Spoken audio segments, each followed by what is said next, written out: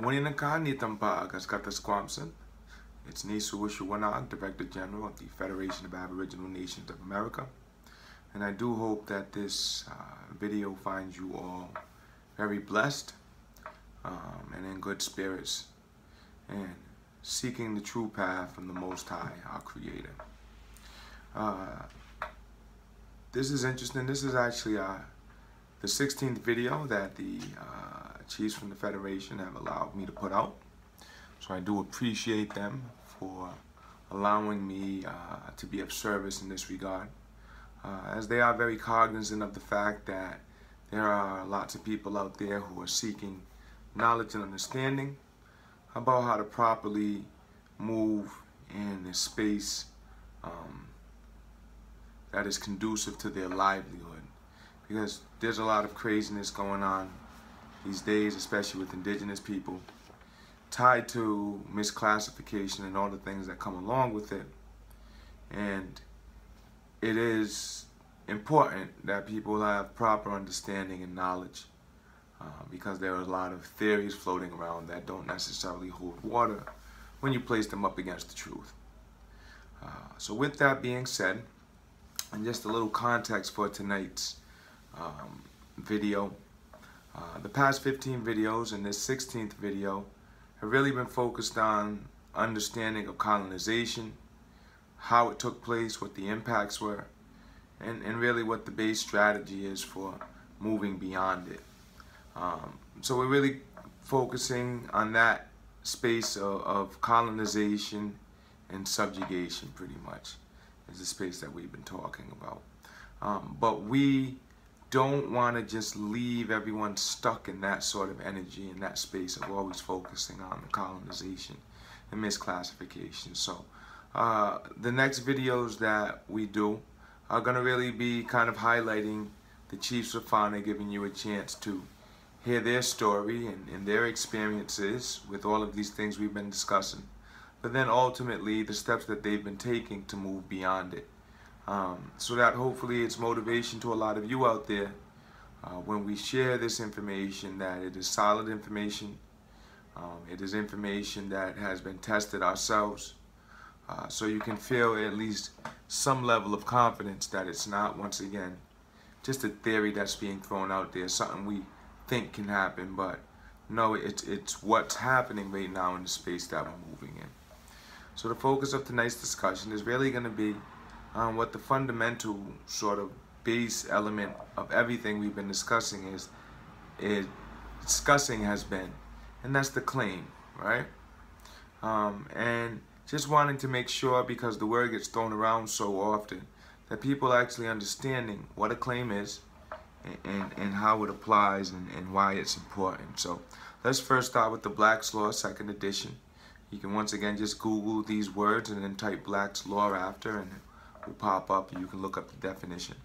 It says a claim is a legal assertion, a legal demand, taken by a person wanting compensation, payment, or reimbursement for a loss under a contract or an injury due to a negligence. And it's also the amount a claimant demands. So all of these things, you can see that, first of all, a claim is a legal assertion, so it's in the legal space. That it most often has to do with a contract that was being broken, or rules of a contract that were not followed. And then it also involves sort of compensation for the damages that were done. So it involves money, it's legal, and it involves contracts. So right there you can see that it's all about commerce, right? And when you understand that, then you understand why treaties are important. Because treaties are proof, written proof, or some sort of tangible proof that certain stipulations were put down and certain people are understood to be in certain positions of power. So we start there by understanding what a claim is, right? And one of the other elements to understand about a claim is that there's different types of claims. You have insurance claims, right? You ever get in a car accident? Boom, you have to do an insurance claim, right? They come out, the adjuster and they check and they see what the value is, and then they compensate you for the damages that are there. You can have a lost mail claim. If you mail something and they don't deliver it, you can go and put a claim in for the value. Actually, I think they ask if you want insurance at the post office for your box, and you fill out a claim number and all that. You can have claims for fraud. If when someone steals someone's social security number or just anything and does something in their name without their permission, put themselves out there like they're that person or under false pretenses, then that's fraudulent. So you can have a claim for fraud. And ultimately, that fraud that we're talking about is really what ties into the whole claim for misclassification, right? Because we're claiming that the misclassification that we got, the fact that we're not whatever they want to title a Negro, African American, or colored, or all of these crazy titles that they want to throw on us, that no, we know who we are, this is who our people are, we're Narragansett, we're Pokanoket, we're Tuscarora, we're all of these people, nations that were here. All of those things lead to claims that can be made, and claims that are important, because one of the most important claims that you can discuss or be interested in, and it definitely is underlying everything we're discussing, because it really is what establishes identity, resources for livelihood, and jurisdiction. And that's a land claim. A land claim. That these lands are ours. This space is ours. And how do we know that? Well, here it is. And there's two concepts that really we at FANA have been exploring and applying in different instances. The first, and these are Latin terms, and once again, I'm not a Latin expert or anything like that, but the first is qui prior est tempore, potior est jure. Qui prior est tempore, potior est jure. He has better title who was first in point of time. So if you were in a space first, and you have a title, and another people come and they have a title, but their title's after yours, then your title is superior to theirs. And we'll get to that term superior in a minute, because there's one term I want to talk about before we get to superior. So, qui prior est tempore, potior est jure. He has better title who's first in point of time. Now, this is where original Indian title comes from. Notice that terminology, original Indian title, because ultimately what it's saying is that the Indians were here first. So at all points when there's a claim between the Indians and any foreign power that's here, the Indian, if they have title, is going to have the superior claim. Now the question becomes, does the Indian have title? For the most part, no, the Indian doesn't have title. And if they do have any sense of title, and I'm not an expert on titles either, once again, this is not legal advice or anything. This is just sharing information that you can Google for yourself and our perspective on it. But an Indian that doesn't have title, or does have title, I'm sorry, is usually through some sort of recognition relationship, so it's subject to the U.S. in an inferior status. So the fact still remains, however, and this is once again why misclassification was utilized in the manner that it was, is that the Indian in his proper status is superior in these lands. These lands are his. Qui prior est tempore, potior est jure. He has better title who was first in point of time. Now, once again, misclassification. Why? Because if you misclassify people, then you remove them from a status and a standing to be able to enforce treaty rights. If there's a treaty with the Narragansetts, but I'm claiming to be an African American, well, there was no language about African Americans in that treaty. Coloreds, Negroes. So you're not party to that treaty. So if you're not party, or if you don't have a title, then qui prior est tempore, potior est jure does not apply to you. If you are a Native American, if you are an urban Indian, if you are any of these things that denote a certain status of U.S. citizen, then those don't apply to you, because your status comes from the U.S. So because your status and your standing comes from the relationship you have with the U.S., not because of the relationship it has with a power that signed treaties with your people, then this isn't going to apply to you. Qui priores tempore potior jure, because you are lawfully subject to the U.S. because they've recognized you, because you're utilizing one of their classifications. Now, that's not to knock any of those statuses, because those statuses can be utilized to address issues going on with the people. The problem is that a lot of them haven't been. There's always potential, but a lot of them just haven't been. And this is why FANA moves in the space of Indian not taxed, because we're not looking to be in any sort of recognition or subject relationship to anyone in our own lands.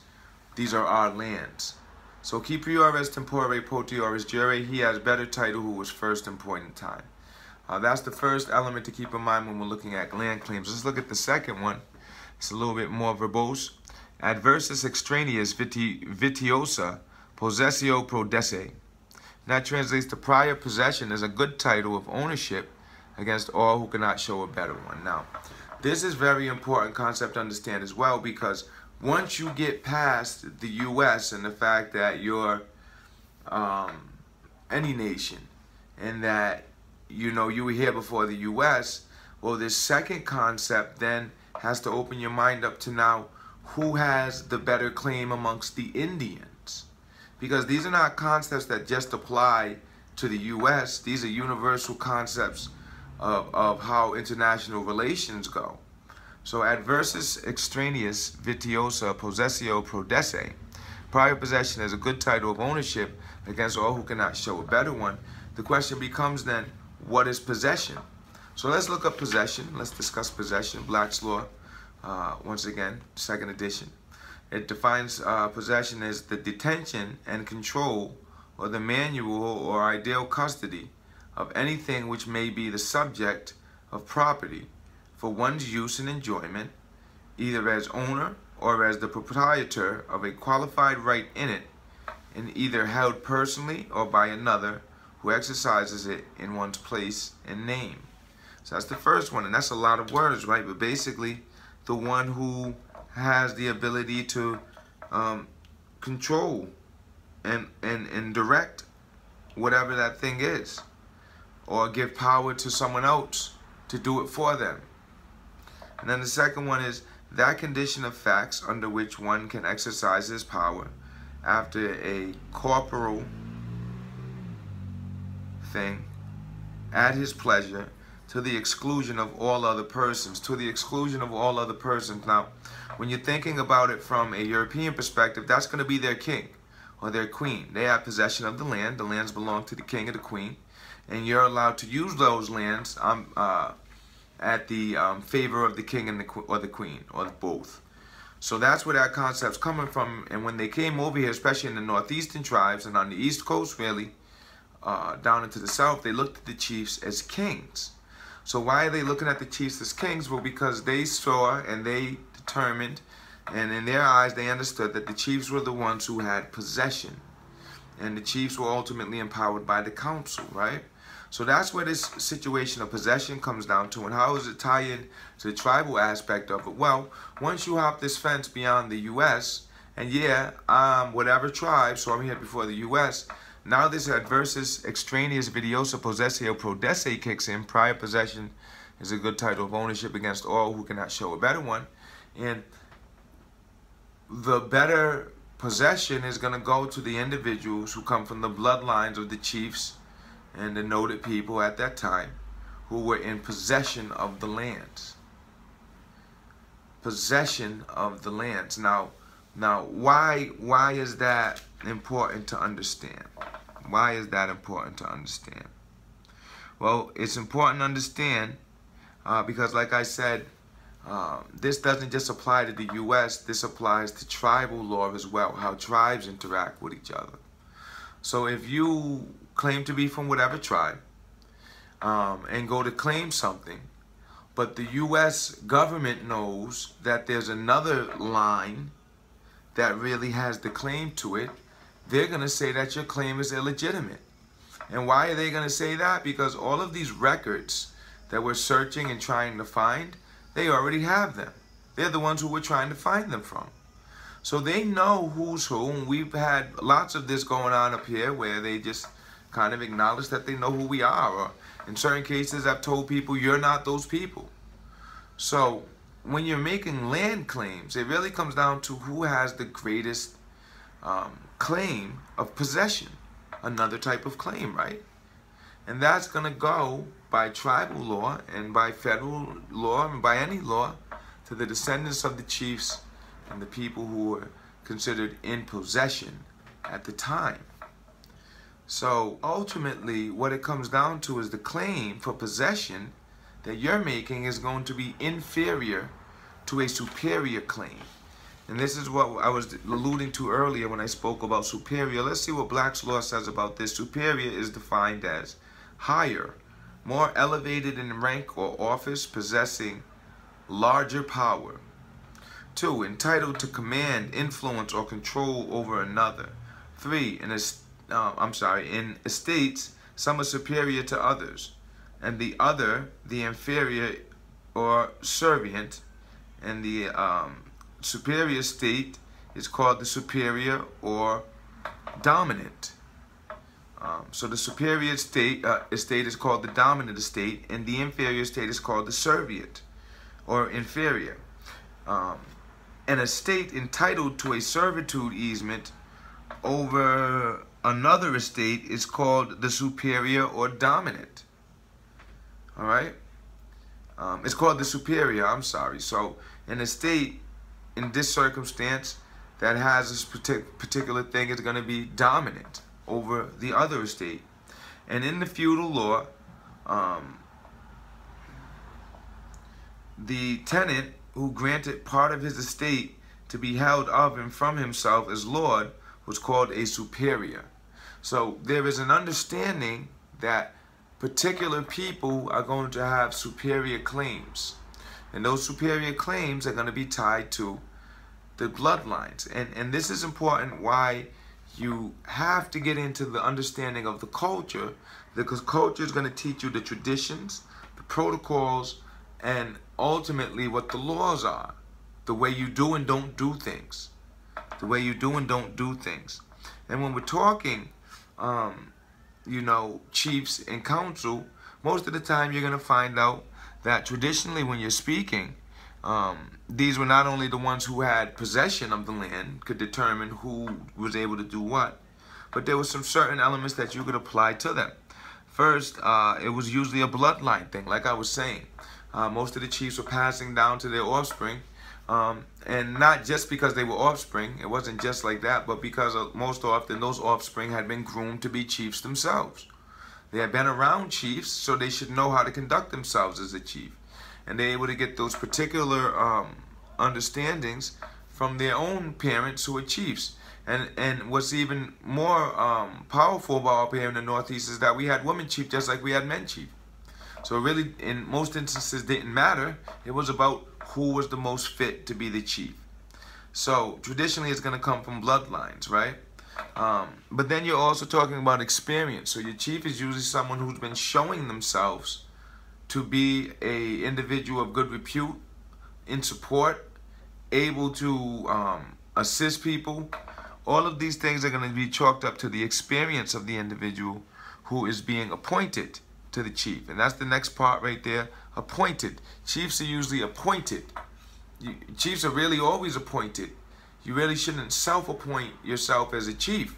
That's not how it goes. Once again, in the tradition and the culture, that's not respected, because a chief is supposed to be having the support of his people, and his people are supposed to say, he's the chief, we're following him. So, appointed. Appointed is the third one. The fourth one is a leader. All right? Leadership. There should be a track record of leadership, you know, in addressing problems and being involved and being at the forefront. You really shouldn't be just popping up as a new chief. You know, you really shouldn't. You should really be getting blessings from other chiefs and respect from other chiefs. And there's a lot of that missing with the new. And then lastly, you should be a warrior. And a warrior, once again, is not a soldier, it's not a thug. It's the person who's willing to stand up for what's right at all times. That's what the warrior in its base concept is. So there's just 5 little elements there about being a traditional chief. And the question becomes then, if you've gone and made this claim, but you don't come from those bloodlines, and you don't really have any experience being a chief, this is new to you. If you were kind of self-appointed, you know, you decided you were chief, and if you haven't had much leadership, no one's really been following you. You're just getting started, and if you're not it's very hard to be a warrior from that perspective. And of course, I'm sure there's other elements, so those are just some base ones. But once again, if you're not having claims that substantial, then your claim is going to be inferior to the superior one. And you're going to be considered, your state is going to be considered in servitude to theirs. In servitude to theirs. Let me make something clear right now so everyone understands it. There are only two lawful jurisdictions here in these lands.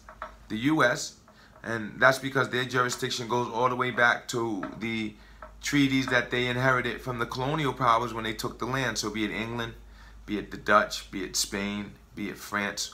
The U.S.'s jurisdiction is going to go to wherever that started. So in certain instances back to the 1500s, 1600s. That's what the U.S. jurisdiction is going to extend to because of the treaty histories that it has with those other foreign powers. So when we say pre-colonial, we literally mean before the U.S., and you have to understand what the U.S.'s reach is. It goes all the way back to when the Dutch got here, when the English got here, when the French got here, you know, when the nations were powerful. It goes all the way back to then.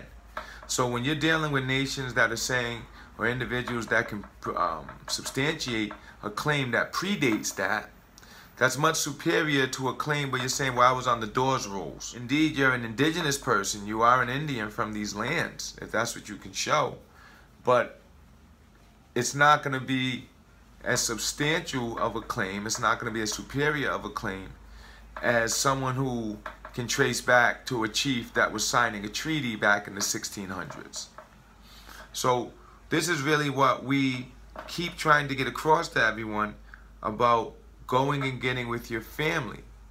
Because when your family gets together and your family understands this, then they can present you as clan chief or a representative of your clan. Not a chief, a clan chief. You hear me? And now what clan chiefs do, because the family is a clan, they go and find other, and remember, your family has to be a bloodline family. A bloodline family. All of this is bloodlines. Specific bloodlines that tie back to specific informations and specific histories that can't be denied, that show that you are those people specifically.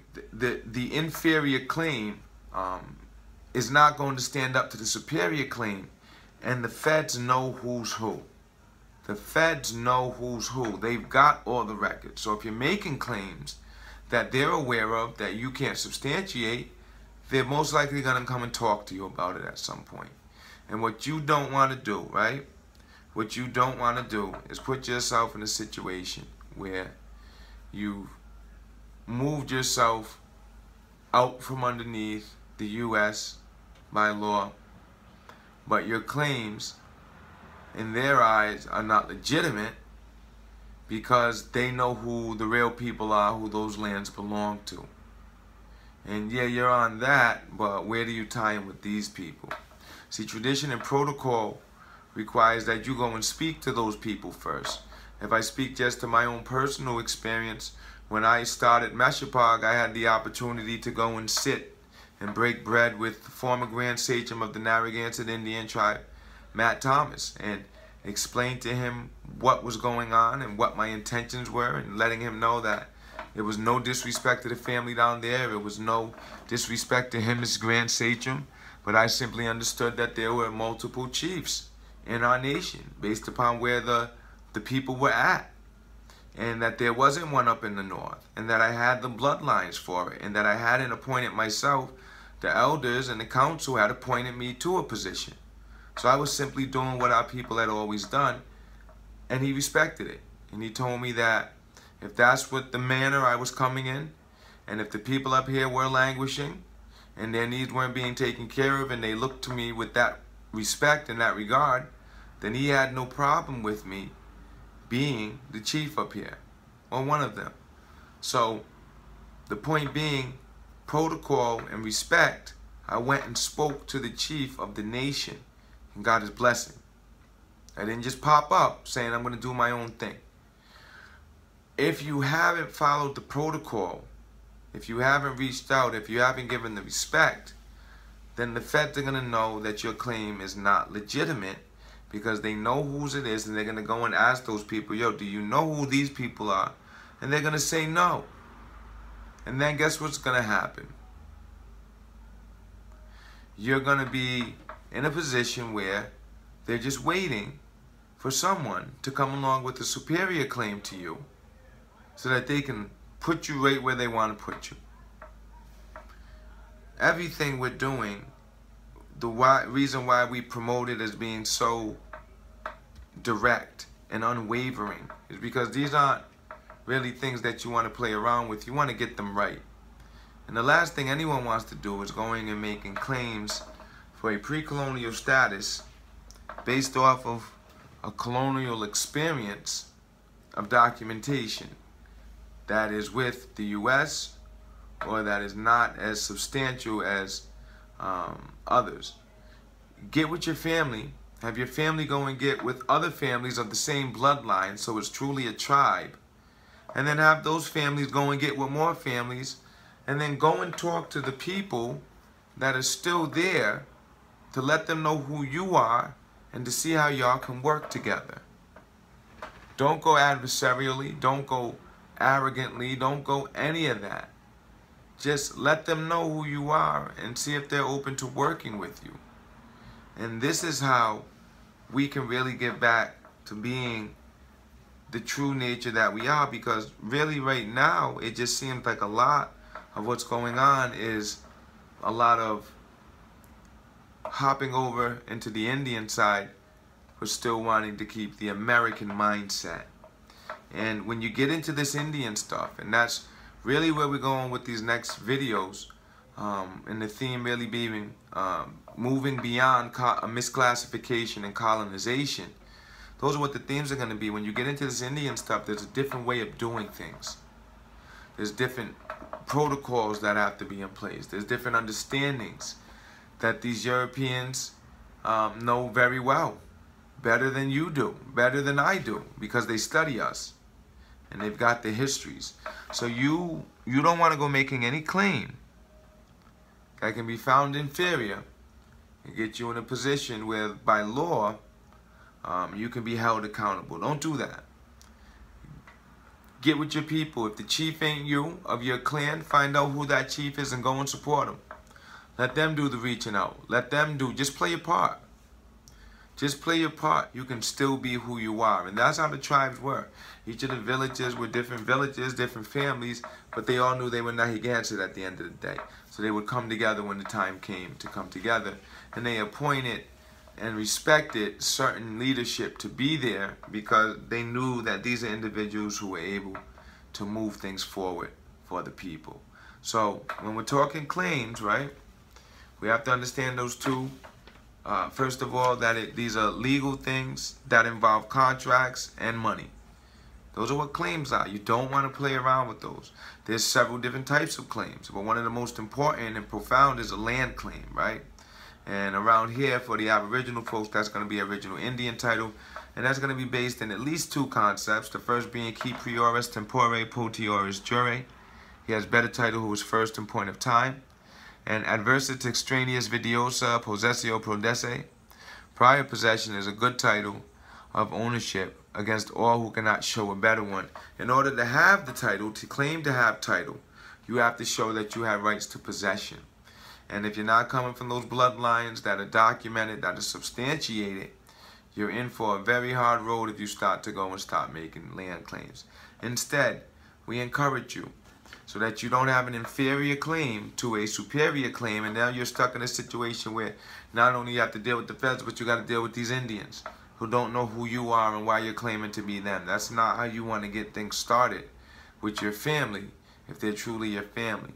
You want to be able to engage with them through respect, letting them know what your bloodlines and your history are, and seeing if there's opportunity to work together. Claims so key. Please do more research on your own so you have a better understanding. But that's what this all comes from, the claim that we were here first, that they fraudulently took these lands from us under duress and undue influence and genocide and all of these crazy things, right? And that ultimately we were here first. And when you're moving in the capacity that the FANA member nations are, you have title now. So we have a prior title.